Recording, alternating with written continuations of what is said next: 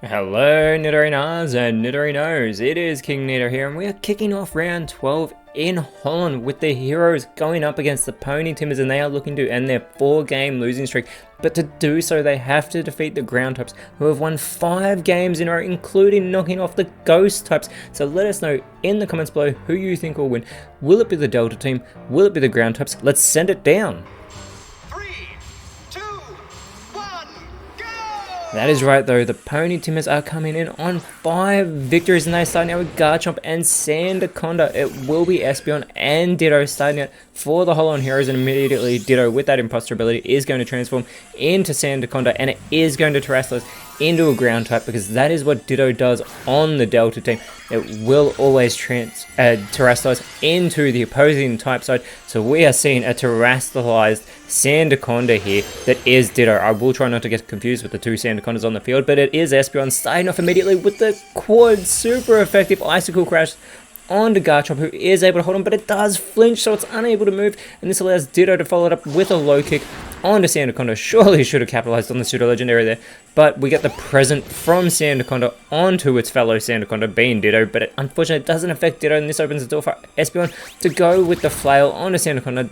Does very little damage, and Garchomp with the Mega Horn now onto Ditto. Massive hit there, and Sandaconda follows it up with the Brick Break, which is not very effective on the Psychic type Espeon, and Ditto responding with the Torment onto Sandaconda here. So Sandaconda will be subjected to that Torment, and we may see it struggle here as Espeon with the Head Smash going for the pseudo legendary. Garchomp still holding on after that not very effective attack as Espeon is damaged by the recoil, and Garchomp is going to respond with the super effective Razor Shell, and Ditto is taken out of this matchup. It is the first Pokemon eliminated from this match, and that is not the start the Hollow Heroes need, because they are not even in a leader's 8 position. They're currently sitting in 16th place, and Sandaconda, having no moves left, is going to struggle. Gets a good hit there on Espeon, but does unfortunately suffer the recoil damage, and now out comes Umbreon. We have the Sun and Night connection here as the Zap Cannon will not work. The ground types are immune to electric type attacks. This opens the door for the Psy Strike from Garchomp, but it goes for Umbreon, who is immune to psychic type moves. Sandaconda though is going to go with the Flying Press, and that is super effective there onto the evolution, as Umbreon is going to respond with the Reflect type. So it's no longer going to be a Dark type, it's going to be a Dragon ground type Umbreon here.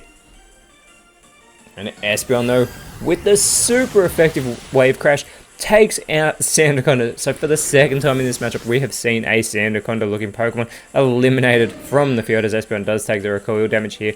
Garchomp is going to respond with the Lunar Dance. It's going to take itself out of this matchup. It clearly did not like having to face these two evolutions here, as Espeon is going to go with the Hitmonchan, but it will fail because there is nobody on the field for it to target.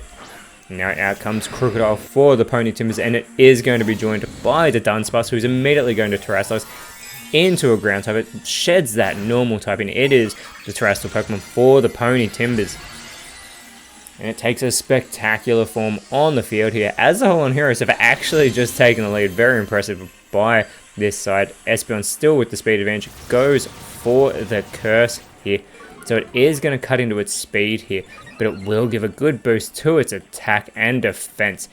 Now, Espeon is more of a special attacker, but we get the Spore from Crocodile onto Umbreon, which is going to put the evolution to sleep on the field here. So it's going to take a nice nap. Unfortunately, it will not be able to go on the offensive whilst it is snoozing away here. But this could open the door for the Dunsparce, who is going to set up the Toxic Spikes. Unfortunately, Espeon with that Magic Bounce ability is going to send the Toxic Spikes back to the Pony Timbers. So those Toxic Spikes are now on the side of the ground type Pokemon. Crocodile is going to respond with the Pound. Espeon's holding on though, and it is going to set up the safeguard for its side. I'm sure it wishes it had set this up before Espeon had put to sleep, because it will prevent status conditions on the side. But Umbreon is awake and immediately goes with the Dire Claw onto Crocodile. Not very effective, but it does get that critical hit, and Crocodile will be left paralyzed. This will cut into its speed and may actually make it unable to move, as Dunsparce goes for the Wild Bolt Storm.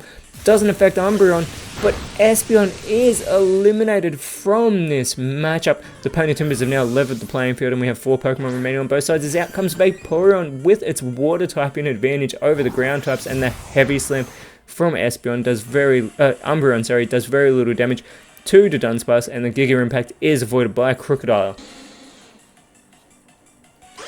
The Dunsparce now with the Sand Attack onto Vaporeon, lowering its accuracy here. Crocodile is going to follow it up with the Rise in Voltage, but it will not affect Umbreon. Remember, it is now a Dragon Ground type after that Reflect type on Garchomp.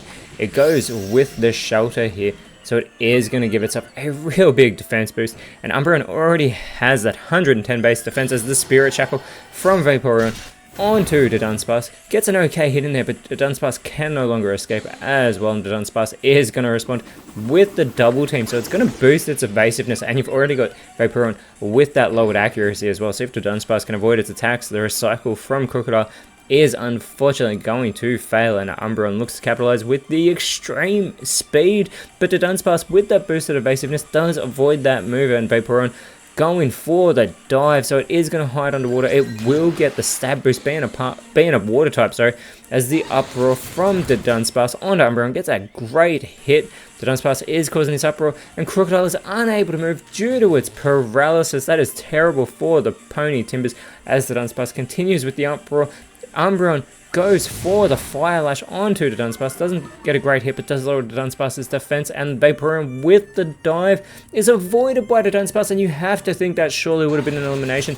But speaking of eliminations, Umbreon is taken out with the Uproar from the Dunsparce, a crucial evasion of that move by the Dunsparce, as Crocodile still unable to move due to its paralysis, and the Holon Hero is no longer protected by the safeguard here on the field, and now out comes Sylveon for the Holon Heroes. Vaporeon is going to go with the Gust onto Crocodile, gets an okay hit. Sylveon looking to follow it up, going with the Power Swap, concentrating on the Dunsparce here, switching all the changes to their attack and special attack as the Uproar onto Vaporeon now from the Dunsparce, and Crocodile follows it up with the Air Cutter, hitting both evolutions that are on the field. And finally, the Dunsparce has calmed down as the Gyro Ball onto Crocodile from Vaporeon does very little damage, and Sylveon follows it up with the Infernal Parade. The Dunsparce taking all the hits here, but it has been left burned, so it will have its attack stat cut into, but also feel the effects of that burn in between turns. That Magnetic Flux does fail, and Crocodile going with the Dire Claw onto Sylveon, super effective, and Sylveon is almost eliminated, but it's left with that poisoning. So the poisoning will surely finish it off very soon, and there is Sylveon feeling the effects of it for the first time. It only has probably one more turn left in this matchup as the Dunsparce feels the effects of the burn, and it's going to feel the effects of the Water Shuriken from Vaporeon. It's unable to get out of the way of it this time, taking 2 consecutive hits. The Dunsparce is eliminated by that super effective move. We are down to 3 Pokemon on both sides.